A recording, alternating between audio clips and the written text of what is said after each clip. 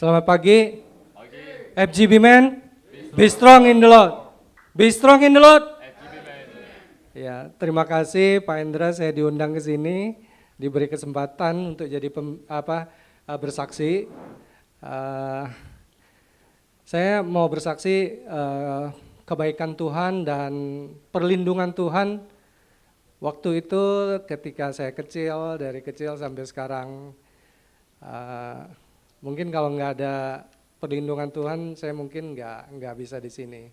Jadi saya dari Palembang, orang tua saya itu buat tauge. Jadi papa saya punya tujuh anak. Jadi orang kalau zaman dulu tuh banyak anak banyak rezeki ya. Nah jadi saya anak yang paling besar. Selain itu kita punya kakek nenek total jadi 11 orang. Jadi papa saya itu harus menghidupin 11 orang. Jadi saya waktu kecil dikasih tanggung jawab. Jadi pagi-pagi saya harus bangun temenin papa saya ke pasar. Jadi papa saya bangun jam 2 pagi, saya bangunnya setengah 5 pagi. Jadi saya kalau pergi jualan itu teman-teman saya tidur, saya pergi jualan. Jadi teman-teman saya kalau hujan dia tarik selimut, kalau saya dibawa jaket dan pakai kantong plastik. Jadi kalau zaman dulu saya nggak bawa payung ke pasar ya, jadi pakai kantong plastik bawa jaket gitu. Pernah sekali waktu itu saya masih SMP, saya lagi demam menggigil, terus mama saya bilang, biasa setiap pagi biasa panggil saya bangun untuk ke pasar. Saya bilang, "Mah, saya lagi demam, Mah," saya bilang. Mama saya bilang, "Tauge udah jadi, kalau kamu nggak jualan tauge busuk," katanya. Jadi kamu harus bangun pergi ke pasar. Jadi saya demam gimana Mah? Pakai jaket katanya. Nah itu saya belajar tanggung jawab. Saya belajar tanggung jawab dari mama saya. Apapun terjadi harus dilakukan walaupun kamu sakit. Jadi saya menggigil pergi ke pasar jualan. Itu udah biasa. Jadi kalau saya sakit tetap harus pergi jualan. Hujan pun jualan. Jadi kalau jualan bukan jualan di tempat yang teduh ya, tapi jualannya di pinggir jalan, becek-becek, terus kotor gitu ya. Jadi kalau biasanya saya pulang mandi baru pergi ke sekolah. Saya punya momen satu yang mungkin nggak bisa saya lupakan. Jadi setiap pagi saya kalau mau jualan itu cari tempat yang kosong, karena yang lain itu biasanya udah datang jam 2 pagi, jam 3 pagi udah ngambil tempat kosong. Saya karena datangnya agak telat, setengah 5 pagi, saya nyari tempat kosong. Nah waktu itu saya ada lihat satu tempat kosong, saya mau jualan, saya izin sama bapaknya. Kebetulan bapaknya itu seorang tentara, maaf ya jenderal sama, maaf ya. Jadi saya izin, Pak saya izin jualan sini ya. Mungkin dulu ya ada persepsi, jadi di Palembang itu mereka menganggap orang Chinese itu orang Cina dan orang maaf juga ya itu komunis. Jadi bapak itu bilang orang Cina, orang komunis nggak boleh jualan di sini. Oh iya siap, saya bilang, saya pergi ke tempat lain cari tempat kosong. Setiap pagi itu saya ditemani abang becak saya, abang becak nganterin barang, dia nanya ke tempat yang kosong itu, dia bilang mau numpang jualan, dikira bapak tentara itu dianya yang mau jualan, dikira dia. Jadi saya bilang, kamu jualan di sini. Saya bilang sama abang becak saya, Mang Pendi, ini tadi ada bapak-bapak badannya gede, tinggi, besar banget itu orang tuh. Nggak boleh saya jualan. Oh sudah, saya udah izin katanya. Oke, kalau gitu ya udah. Seperti biasa karena itu kotor, becek, jadi saya biasanya ambil bekas sayur kol gitu ya, saya tutupin, baru saya taruhin plastik saya, baru saya keluarin tauge, mie. Jadi kalau jualan saya harus begitu, jadi supaya nggak kotor gitu. Terus semua barang-barangnya saya biasa nongkrong di situ. Tanpa tanpa basa-basi lagi itu tentara datang nggak ngomong, langsung saya ditendang. Itu cap sepatunya di sini nggak hilang Pak. Saya SMP kelas 2 waktu itu ceking badannya kecil gitu.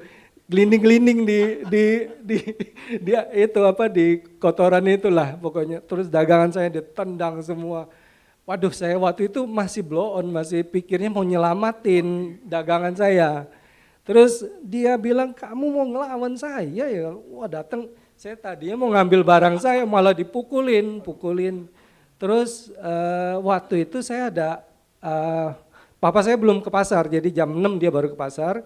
Ada tante saya jualan, dikasih tahu deket situ. Dia bilang nih ada anak kecil dipukul sama tentara katanya. Terus tante saya datang, dia tahu itu saya karena anak kecil yang jualan itu cuma saya. Dipegang, terus udah biarin katanya itu jualannya dihancurin nggak apa-apa katanya. Terus habis itu tentaranya marah dia, kamu mau ngelawan gitu, maaf ya dicabut pistolnya gitu, diancam gitu, kalau ngelawan saya tembak katanya. Waduh, saya bilang udah dibiarin gitu. Akhirnya saya pulang. Papa saya bilang udahlah biarin itu hancur, katanya. Saya pulang nangis-nangis gitu, badan kotor.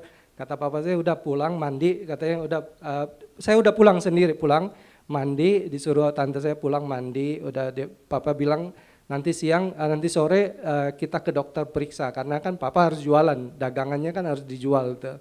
Puji Tuhan ya, Tuhan melindungin.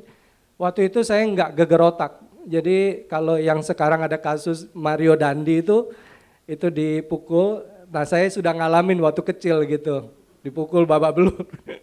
Puji Tuhan, enggak apa-apa, benar-benar Tuhan melindungin. Anak SMP kecil ceking ditendang, waduh saya kayak bola ditendang melanting gitu. Puji Tuhan enggak apa-apa. Akhirnya ya saya belajar memaafin itu orang, enggak gampang. Tadinya itu sempat keluarga ada yang kenal sama SPM, jadi si PM dilaporkan, 3 bulan kemudian ada surat panggilan. Tapi saya bilang sama papa saya, udahlah Pak, lukanya udah hilang. Ternyata enggak, lukanya ada di dalam hati. Luka fisik hilang. Saya pikir gini, kalau saya terusin papa pasti keluar banyak duit, karena itu enggak, kita kan orang zaman dulu kan orang enggak ngerti hukum, kita enggak ngerti, enggak ada koneksi, pasti kalau dilanjutin keluar duit, sedangkan saya bantu papa untuk cari duit. Ngapain keluarin duit lagi, saya pikir begitu kan. Nah ternyata itu di dalam hati itu enggak hilang gitu, enggak hilang. Luka fisik sembuh, luka dalam hati enggak hilang. Setelah mengenal Yesus, saya baru dikasih tahu, udah beban itu dimaafkan, saya maafkan, jadi plong saya itu. Nah Tuhan ternyata waktu saya kecil itu saya sering ngomong sama Tuhan, Tuhan kok saya diberi begini gitu, maksudnya lahir dari anak tukang tauge, kenapa enggak seperti teman-teman saya yang papanya mungkin karyawan, enggak usah pergi pasar jualan. Cuman Tuhan ada rencana lain. Jadi saya karena dari kecil saya digembleng terus jadi kuat gitu, maksudnya tahan gitu. Saya mulai kerja saya di bidang, pertama kali saya dikenalin sama saya kerja di bidang ekspor. Saya enggak pernah sekolah luar negeri, tapi Tuhan maksud saya kalau kita dikasih talenta, kalau kita mau belajar, biarpun nggak bisa bahasa Inggris, kita belajar pasti ada jalannya. Saya ketemu sama customer, saya nggak bisa bahasa Inggris, tapi saya pasang muka tembok dan pakai bahasa Inggrisnya dari nonton film. Jadi saya ditanya sama satu customer pernah, dia itu deputy CEO perusahaan distributor di Kanada, salah satu perusahaan besar di sana. Jadi waktu itu dia after lunch di Singapura sama bos saya, ketemu hanya untuk lunch. Saya temenin dia balik hotel, dia tanya sama saya, Ricky, where did you study your English? Saya bingung mau jawab di mana, saya belajar bahasa Inggris. Saya bilang, I studied my English in University of Hollywood. Oh, excellent. Where is it? At my home, saya bilang. I study watching movie. Oh, sure? Yeah. I just learned it from my English from TV. Karena gini, makanya pergaulan juga penting ya. Waktu kecil itu saya bergaul sama teman-temannya yang agak badung, jadi papa saya nggak kasih saya kursus bahasa Inggris, makanya karena itu saya harus belajar sendiri. Terus di kesempatan yang kedua saya ketemu, Tuhan temukan saya orang yang nggak bisa bahasa Inggris, dia bisanya bahasa Mandarin. Harusnya orang Palembang itu bahasa Mandarinnya bisa. Nah saya pengecualian yang nggak bisa bahasa Mandarin. Jadi saya waktu itu saya diketemuin customer yang nggak bisa bahasa Inggris. Jadi akhirnya Tuhan kasih hikmat, saya pergi kursus. Karena umur udah 30-an, saya bilang sama gurunya, guru Mandarin saya, Lause, saya bilang saya udah IQ-nya agak lemot nih, saya bilang boleh nggak izin saya rekam, saya bilang. Jadi dulu belum ada HP yang secanggih sekarang, saya beli tape recorder, saya kursusnya 4 jam, jadi saya rekam dari awal sampai akhir. Jadi kalau Senin sampai Jumat saya pergi kerja, saya dengar, pulangnya saya dengar lagi. Jadi Senin sampai Jumat saya praktek sama customer. Puji Tuhan, jadi kalau berhubungan sama customer, saya masih bisa komunikasi pakai bahasa Mandarin walaupun broken Mandarin lah ya. Jadi itu semua Tuhan kasih jalan gitu. Jadi kalau kita mau berusaha apapun, walaupun nggak bisa, walaupun kita nggak pernah, tapi kalau Tuhan bukakan hikmat sama kita, kita berusaha mau jalankan, pasti ada jalannya gitu. Saya bergerak di bidang e-sport itu udah, bukan saya pengusaha, saya profesional. Jadi di perusahaan setiap kali saya kerja di bidang e-sport. Jadi Tuhan kasih kesempatan saya bisa jualan ke Amerika, ke Kanada. Saya benar-benar Tuhan kasih. Ternyata waktu saya kecil itu saya tanya sama Tuhan, Tuhan kenapa kok saya jadi jualan di sini gitu. Nah ternyata Tuhan kasih jalan. Sekarang bisa jualan ke mancanegara. Saya pernah pergi ke Peru Pak, pernah ke Turki ikut pameran, ke Dubai ikut pameran. Ya itu kebaikan Tuhan semua. Jadi selama ini saya sangat bersyukur Tuhan kasih jalan gitu untuk kasih pengalaman ke saya, walaupun saya bukan pengusaha tapi saya bisa ada kesempatan gitu. Itu Pak kesaksian dari saya, semua dari Tuhan. Terima kasih.